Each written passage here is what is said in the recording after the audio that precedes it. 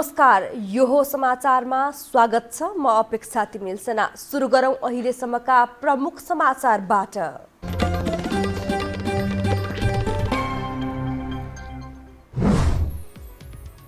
नेपालमा कोरोना भाइरसको आशंकामा 450 जनाको नमुना परीक्षण। संक्रमणको आशंकामा 6 जना आइसोलेसनमा।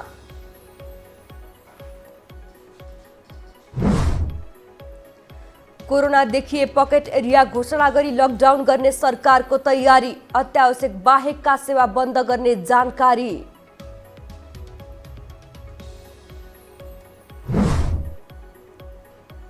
कोरोना भाइरस नेपालमा नआओस् भन्दै लुम्बिनीमा शान्ति प्रार्थना।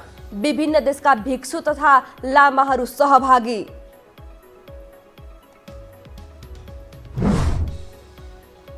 कोरोना भाइरसको संक्रमण बढेपछि पोर्चुगलका सबै मेडिकल कलेज बन्द। हजारौं नेपाली पनि प्रभावित हुने चिन्ता।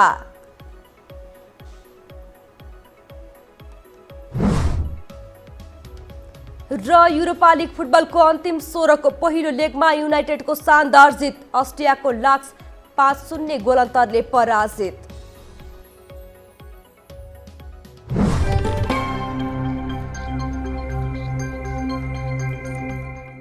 अब समाचार विस्तारमा। नेपालमा कोरोना भाइरसको शंकामा हालसम्म 450 जनाको नमुना परीक्षण गरिएको सरकारले जनाएको छ। त्यसमध्ये 1 जनामा मात्रै पोजिटिभ भेटिएको र उनी पनि उपचारपछि स्वस्थ भइसकेको स्वास्थ्य मन्त्रालयले जनाएको छ।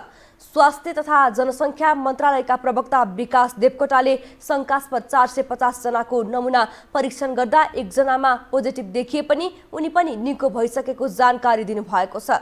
यस्तै संक्रमणको आशंकामा 6 जना राजधानीको टेकु र पाटन अस्पतालको आइसोलेसन वार्डमा रहेको पनि मन्त्रालयले जनाएको छ। नेपालमा कोरोनाको संक्रमण नरहेको र महामारीको अवस्था समेत नरहेको पनि स्वास्थ्य मन्त्रालयले स्पष्ट पारेको छ।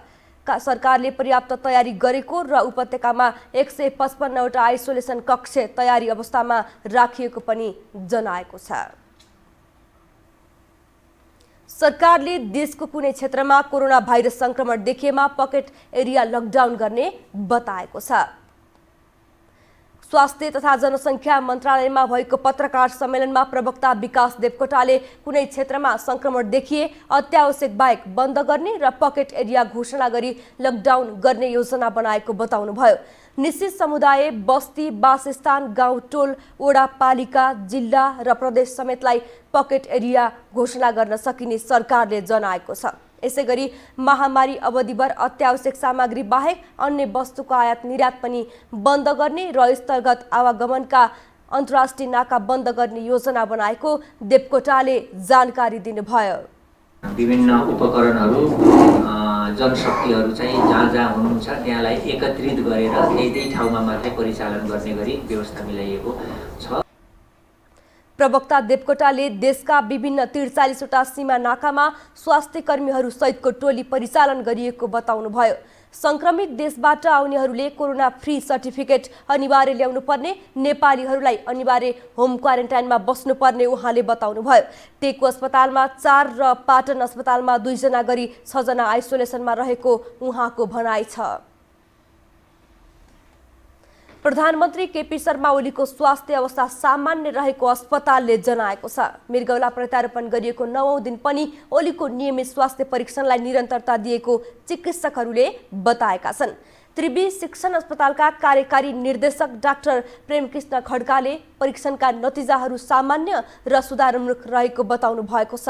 प्रधानमन्त्री ओलीको भाइटल र ल्याब सूचकहरू पनि राम्रो अवस्थामा रहेको उहाँले बताउनुभयो। स्थिति सामान्य रहेको छ। उहाँको प्रत्यारोपण पछि गरिने नियमित परीक्षणहरूलाई निरन्तरता दिएको छ। परीक्षणका नतिजाहरू सामान्य र सुधारोन्मुख रहेका छन्। साथै उहाँका भाइटल्स तथा ल्याब सूचकहरू पनि राम्रो अवस्थामा छन्। उहाँले नियमित आहार लिइरहनु भएको छ। गत हप्ताको बिहीबार मृगौलाको प्रत्यारोपण गरिएका ओलीले नियमित आहार लिइरहनु भएको छ। ओलीलाई मृगौला दिने समीक्षा सङ्ग्रौलालाई डिस्चार्ज गरिए पनि उहाँलाई कहिले डिस्चार्ज गर्ने भन्ने विषयमा अस्पतालले केही बताएको छैन। प्रधानमन्त्री ओलीलाई अहिलेसम्म 2 जना बाहेक अरूलाई भेट्न समेत दिएको छैन। प्रधानमन्त्री केपी शर्मा ओली अस्पतालमा रहँदा राजनीतिक गतिविधि शून्य देखिएको बताइए पनि नेताहरूले भने प्रधानमन्त्रीको उपस्थितिलाई लिएर अनावश्यक टिप्पणी आवश्यक नरहेको बताएका छन्। कार्यकारी व्यक्तिले सक्रिय रूपमा काम गर्न नसक्दा दैनिक काम कारबाही केही असहज भए पनि विकास निर्माण र संसद सञ्चालनमा बाधा नपुगेको उनीहरूको भनाइ छ। एक रिपोर्ट। देशको कार्यकारी तहमा रहेका प्रधानमन्त्री केपी ओली दोस्रो पटक मृगौला प्रत्यारोपण गरी उपचारको क्रममा अस्पताल रहेको 1 हप्ता बढी भइसकेको छ। कार्यकारी नेतृत्वमा रहेका व्यक्ति नै अस्पतालमा भएपछि देशका महत्त्वपूर्ण कामकारबाही ठप्प भएको भने टीका टिप्पणी पनि उत्तिकै सुनिन्छ। तर सत्तारूढ नेकपाका नेता भने प्रधानमन्त्री अस्पतालमा रहँदैमा सरकार वा सदनको कामकारबाही नै रोकिए जसो गरी अमानवीय ढंगले टीका टिप्पणी गर्नु उचित नहुने बताउँछन्। सरकारको कामकारबाही सहज रूपमा सञ्चालन भइरहेको र सदनमा पनि छलफलको बिजनेस पर्याप्त भएको उनीहरूको दाबी छ। सदनको सन्दर्भमा त सदन सञ्चालनको सन्दर्भमा सरकारले पठाउने बिजनेसहरूकै आधारमा हुने हो। अहिलेसम्म आएका बिजनेसहरू धेरै सो प्रक्रिया अगाडि बढिरहेकै छ। त्यसैले सदनकै सन्दर्भमा प्रभावित भएको जस्तो अनुभूति चाहिँ त्यस्तो भएको छैन। अब डे टु डेको शासन प्रशासनसँग जोडिएका सरकारका कामहरूको सन्दर्भमा सरकारले भन्ने विषय पर्यो। त्यसो त प्रतिपक्षी दलका नेताहरू समेत प्रधानमन्त्री ओलीले स्वास्थ्य लाभ गरिरहेको विषयमा अन्य टिप्पणी आवश्यक नरहेको बताउँछन्। तर पनि कार्यकारी तहमा रहने व्यक्ति लामो समयसम्म स्वास्थ्य समस्याका कारण सक्रिय नहुँदा विकास निर्माण र समग्र मुलुक सञ्चालनमा केही समस्या भने देखिने उनीहरूको बुझाइ छ। तर त्यति बेलासम्म अब सरकार त छ नि त, प्रधानमन्त्री एक्लै त होइन। त्यसकारण सबै निकायहरू आफ्नो ठाउँमा विकास निर्माणमा जुट्ने कुरा, राजनीतिक व्यवस्थापनमा जुट्ने कुरा त स्वाभाविक हो। त्यो लाग्नुपर्छ, जानुपर्छ। मलाई लाग्छ केही अहिले यो कोरोनाका कारणले पनि धेरै ठुलो आमसभाहरू हुने, गतिविधिहरू हुनेमा केही नियन्त्रण भएकोले पनि सायद शिथिलता जस्तो देखिएको हो जस्तो लाग्छ मलाई। अन्यथा त्यसमा शिथिलता आउनुपर्ने, विकास निर्माणका कामहरू रोकिनुपर्ने कुरा त अहिलेसम्म आएको छैन। त्यो निरन्तर जानुपर्छ। प्रधानमन्त्री ओलीले कति दिन आराम गर्नुपर्ने र कहिले अस्पतालबाट डिस्चार्ज हुने भन्ने विषय अहिलेसम्म पनि बाहिर नआउँदा अन्यल हुनु स्वाभाविक भएको कतिपयको बुझाइ छ। तर अहिलेको स्थितिमा स्वास्थ्य लाभको कामना गर्नुबाहेक अन्य विकल्प नभएको उनीहरू बताउँछन्। किन भन्दा उहाँको स्वास्थ्य स्थिति आज 81 बिग्रेको होइन, धेरै अगाडिदेखि नै उहाँको स्वास्थ्य कमजोर नै हो। अब त्यसले गर्दाखेरि देशको चाहिँ विविध नीति निर्माणदेखि सबै काममा केही असर त विगतमा पनि परेकै थियो र अब अहिले त उहाँ किडनी ट्रान्सप्लान्ट गरेर नयाँ ढङ्गले अब स्वस्थ भएर आउनुहुन्छ होला भन्ने विश्वास गर्छु। त्यसकारण हिजो जस्तो हैन 2 घण्टा काम गरेर 2 दिन सुत्नुपर्ने अवस्था अब जरुर हुने छैन र देशलाई स्वस्थताका साथ अगाडि बढाउनेछ। नेपालमा कार्यकारी व्यक्ति प्रधानमन्त्री भएकाले बिरामी भएर अस्पतालमा बस्दा निश्चय नै कामकारबाहीमा असर त परिहाल्छ नै। तैपनि उनले यसको भान पर्न दिएका छैनन्। त्यसै कारण प्रधानमन्त्री डिस्चार्ज भएर सरकारी निवास बालुवाटार नपुगेसम्म अनावश्यक टीका टिप्पणी पनि उचित नहोला। यो हो टेलिभिजनका लागि क्यामेरामा दिनेश पराजुलीका साथ कान्ति नेउपाने, काठमाडौँ। हामीसँग समाचार अझै बाँकी छन्, अहिलेलाई विश्राम।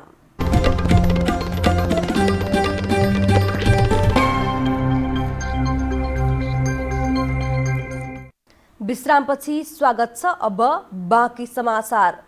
कोरोना भाइरसको संक्रमण नेपालमा नआओस् भन्दै बुद्ध जन्मस्थल लुम्बिनीमा शान्ति प्रार्थना गरिएको छ। लुम्बिनी पर्यटन व्यवसायी संघद्वारा बिहिबार साँझ सो भाइरस संक्रमणले मृत्यु भएकाहरूप्रति श्रद्धाञ्जली तथा संक्रमितको शीघ्र स्वास्थ्य लाभको कामना गर्दै मायादेवी मन्दिर परिसरमा प्रार्थना गरिएको हो। विभिन्न देशका भिक्षु भिक्षुणी, लामा, उपासक उपासिका र पर्यटन व्यवसायीको सहभागितामा परित्राण पाठ, शान्ति प्रार्थना र दीप प्रज्वलन गरिएको संघले जनाएको छ। सो भाइरसका कारण पर्यटन व्यवसायमा समेत नराम्रो असर परेकाले विश्वबाटै सो भाइरस संक्रमण निर्मूल होस् भन्ने कामना गर्दै प्रार्थना गरिएको हो। सत्तारूढ दल र प्रतिपक्षी दलका सांसदहरूले कोरोना भाइरस रोकथामका लागि सरकारको पूर्व तयारी सन्तोषजनक नभएको बताएका छन्। संघीय संसद बाहिर पत्रकारहरूसँग कुराकानी गर्दै सत्तारूढ दल नेपाल कम्युनिस्ट पार्टी नेकपाका सांसद शेरबहादुर तामाङले सरकारी व्यवस्थापन नपुगेको बताउनुभयो। प्रमुख प्रतिपक्ष दल नेपाली कांग्रेसका सांसद दिलेन्द्र प्रसाद बडुले जनतालाई सही सूचना दिन एकद्वार प्रणालीको विकास गर्न नसकेको, कालोबजारी नियन्त्रणका लागि अनुगमन गर्न नसकेको तथा आइसोलेसन र क्वारेन्टाइनको पर्याप्त व्यवस्था गर्न नसकेको बताउनुभयो।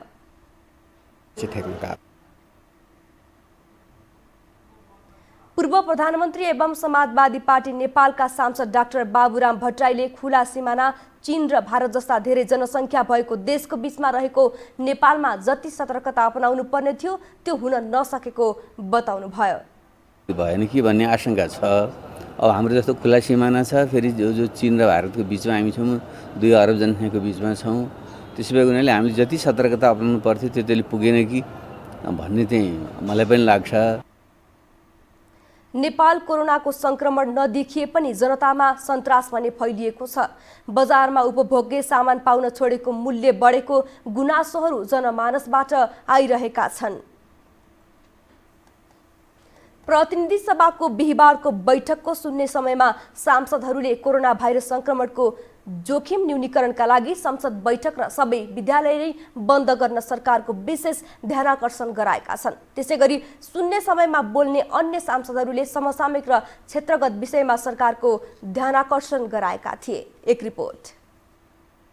बिहिबारको प्रतिनिधि सभा बैठकमा सांसदहरूले कोरोना भाइरस संक्रमण, निशुल्क उच्च शिक्षा, यातायात क्षेत्रको सिन्डिकेट, निर्मला हत्या प्रकरणदेखि जातीय भेदभाव र छुवाछुतसम्मका विषयलाई संसदमा उठाएका छन्। संसदमा प्रमुख प्रतिपक्षी दल नेपाली कांग्रेसका सांसद भीमसेन दास प्रधानले कोरोनाको संक्रमणको जोखिम बढिरहेको भन्दै संसद बैठक र विद्यालयहरू बन्द गर्न माग गरे।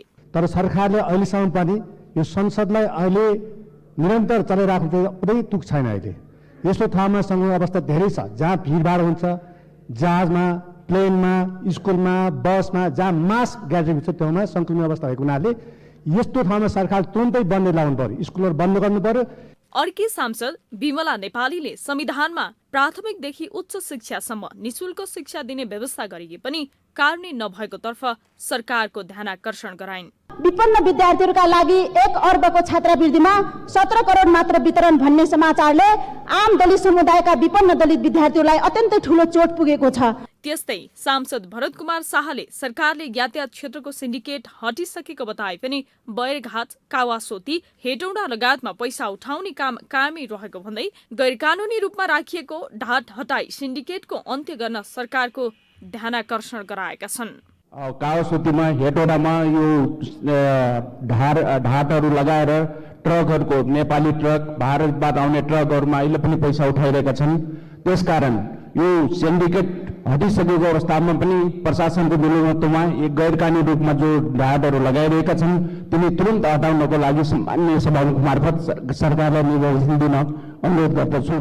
सांसद मीना सुब्बाले निर्मला हत्या प्रकरण, सुन तस्करी, महिलामाथिको दुर्व्यवहार लगायत प्रहरीका व्यवहारले नेपाल प्रहरी पछिल्लो समय बदनाम बन्दै गएको भन्दै त्यसतर्फ सरकारको ध्यानाकर्षण गराएका छन्। 5 वर्षको अवधिमा 11,000 बढी प्रहरी कारबाहीमा परेका छन्। राष्ट्र सेवामा कसम खाएका प्रहरी नै कमाउ धन्दामा लागेको देखिन्छ। सभामुख महोदय, आफ्नो सुरक्षा गर्ने प्रहरीमाथि नै जनताको विश्वास नै हराउँदै गएपछि प्रहरी संगठन र राज्यको लागि योभन्दा ठूलो दुर्भाग्य के हुन सक्छ र? सांसद मीन बहादुर विश्वकर्माले जातीय भेदभाव र छुवाछुत बढ्दै गएको र अनुगमन गर्ने निकाय राष्ट्रिय दलित आयोग र दलित परिषद अहिलेसम्म गठन हुन नसकेको भन्दै तत्काल यी समितिहरू गठन गर्न माग गरेका छन्। राष्ट्रिय दलित आयोग र दलित विकास परिषद अहिले पनि अन्यलग्रस्त अवस्थामा गठन हुन सकेको छैन। त्यसैले यस्ता भेदभाव, लैङ्गिक विभेद र जातीय भेदभाव र छुवाछुत अनुगमन गर्ने राष्ट्रिय दलित आयोग र राष्ट्रिय महिला आयोग र दलित विकास समिति तत्काल गठन गर्नका लागि माग गर्दै। विशेष गरी बिहिबारको संसद बैठकमा सांसदहरूले कोरोना संक्रमणको विषयलाई जोड दिँदै सावधानीको लागि सरकारको ध्यानाकर्षण नै गराएका छन्। सांसदहरूले स्कुल र विद्यालय नै बन्द गर्नुपर्ने माग समेत राखेका छन्। यसअघि पनि सांसदहरूले कोरोनाका कारण संसद रोक्नुपर्ने माग राख्दै आएका थिए। पश्चिमी वायुको प्रभावका कारण आज देशभर मौसममा सामान्य बदली भएको छ। देशको पश्चिमी तथा मध्य भूभागमा पानी पर्ने सम्भावना रहेको मौसम पूर्वानुमान महाशाखाले जनाएको छ। दिउँसो देशभर सामान्य बदली रहनेछ भने पश्चिमी तथा मध्य भूभागका केही स्थानहरूमा र पूर्वी भूभागका थोरै स्थानहरूमा मेघगर्जन र चट्याङ तथा हावाहुरी सहित वर्षाको सम्भावना रहेको महाशाखाले जनाएको छ। देशको अधिकांश उच्च पहाडी तथा हिमाली भूभागमा हल्कादेखि मध्यम हिमपातको सम्भावना छ। राति पनि देशभर सामान्यदेखि पूर्ण बदली रहने महाशाखाले जनाएको छ। अब पालो आर्थिक समाचारको।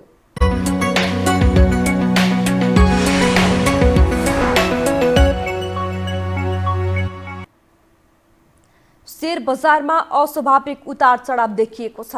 मुलुकको अर्थतन्त्रमा कुनै ठूलो परिवर्तन बिना शेयर बजारमा देखिएको उच्च वृद्धि र गिरावटले गर्दा सर्वसाधारण लगानीकर्ता त्रासमा छन्। पछिल्ला दिनमा शेयर बजारमा देखिएको अस्वाभाविक उतार चढावलाई विश्लेषकहरूले चलखेलको रूपमा हेरिरहेका छन्। एक रिपोर्ट। यति बेला नेपाली शेयर बजारमा लगानी गर्न निकै सकस छ। दिनदिनैको उतार चढावले लगानीकर्ता अन्योलमा परेका छन्। करिब 3 वर्षदेखि घट्न सुरु गरेको नेपाली शेयर बजार केही महिनादेखि बढ्न थालेको थियो। तर केही दिन यता शेयर बजार उच्च दरले घट्ने र त्यसै गरी बढ्ने गरिरहेको छ। यसैबीच बिहीबारको प्रतिनिधि सभाको बैठकमा सांसदहरूले शेयर बजार अनुत्पादक क्षेत्र हो भनेर विश्लेषण गरिदिनाले झन अन्योल पैदा गरेको छ। बिहीबारको बैठकमा सांसद PM सुवालले शेयर बजार उत्पादनमूलक नभएको बताएका छन्। उनले शेयर बजारले मान्छेलाई अल्छी बनाउने काम गरेको र यो उत्पादनमूलक पनि नभएकाले यसलाई बन्द गर्नुपर्ने माग गरेका छन्। शेयर बजारमा लाग्ने होइन, राज्यले उत्पादनमूलक काममा लाग्ने हो। शेयरले उत्पादन हुँदैन। सारा मान्छेलाई कोठामा शेयर खरिद बिक्रीमा लगाएर देशमा उत्पादन बढ्दैन। सबैले परिश्रम गर्ने, एउटा डिजाइन गर्ने हो कि इन्जिनियर भए, इन्जिनियर पनि शेयर बजारमा, टिचर पनि शेयर बजारमा, कर्मचारी पनि शेयर बजारमा। यसरी हुन्छ देश? यो मिल्दैन। यता शेयर बजारको मापन गर्ने निकाय नेप्से भने बजारमा क्षणिक कारोबारी हाबी हुँदा बजार घटबड भएको दावी गर्छ। घटेको समयमा शेयर किन्ने र बढेको समयमा बेच्ने क्रियाकलापले पनि शेयर बजारमा एकरूपता नदेखिएको उसको दावी छ। ट्रेडर अथवा कारोबारी भनौँ न, कारोबार गर्ने भनौँ न, किन्ने बित्तिकै बेच्ने लगानीकर्ता र यो कारोबारी लगानीकर्ताले अस्ति वात्तै इन्डेक्स माथि बढ्दाखेरि केही रकम भनौँ न कमाउने मौका पाएका थिए। अहिले अब के भयो भने ती लगानीकर्ताले फेरि कस्तो भयो भने सप्लाईतिर बढिराखेको देख्छु कि किने चाहिँ तुरुन्तै बेच्ने कारोबारी हाबी भएको अवस्थाले सप्लाई बढी भयो। हेर्नुहोस् मार्केटमा के अरे आपूर्ति बढी भयो। यता पुँजी बजारको नियामक निकाय धितोपत्र बोर्डले भने पुँजी बजारमा चलखेल भएको स्वीकार्दै यसको अनुगमन गर्ने आश्वासन दिँदै आएको छ। हाम्रो बजारमा चाहिँ तपाईको संस्थागत लगानीकर्ताहरूको कमी छ हैन। अब रिटेल इन्भेस्टर्सहरू छन्। त्यो कन्टेक्स्टमा उतार चढाव आउनु स्वाभाविक नै हो हैन। तर पनि यसमा चाहिँ अब के हो भन्ने कुरो चाहिँ हामीले अध्ययन गरिरहेको छौँ। त्यसैले अहिले नै यही भनेर चाहिँ हामीले भन्न सकेको छैन। यो साता नेपाली शेयर बजारमा 58.52 अङ्कले गिरावट आएको छ। साताभर 3 दिन मात्र खुलेको बजारमा 2 दिन उच्च अङ्कको गिरावट र 1 दिन त्यही गतिमा बजार बढेको थियो। कारोबार रकम पनि यो साता अघिल्लो साताको तुलनामा करिब 50%ले घट्दै 4.5 अर्बको हाराहारीमा खुम्चिएको छ। हामी यो समाचारको अन्त्यमा आइपुगेका छौँ। बिदा हुनु अघि प्रमुख समाचार पुनः एकपटक।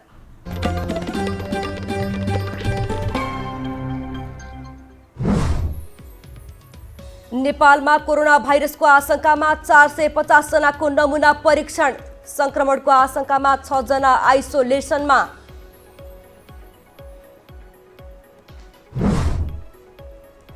कोरोना देखिए पकेट एरिया घोषणा गरी लकडाउन गर्ने सरकारको तयारी। अत्यावश्यक बाहेकका सेवा बन्द गर्ने जानकारी।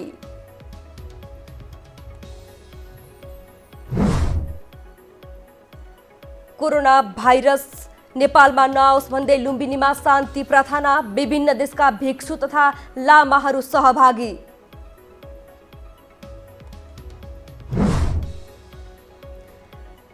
कोरोना भाइरसको संक्रमण बढेपछि पोर्चुगलका सबै मेडिकल कलेज बन्द। हजारौं नेपाली पनि प्रभावित हुने चिन्ता।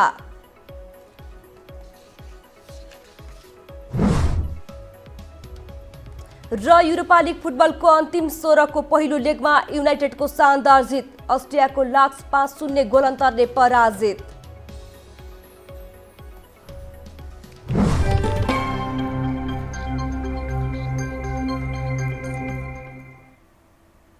हवस् त यो हो समाचार अहिलेलाई सकियो। समाचार बुलेटिनका साथै यो हो टेलिभिजनका सम्पूर्ण कार्यक्रम यो हो खबर.com युट्युब र फेसबुकमा पनि हेर्न र पढ्न सक्नुहुनेछ।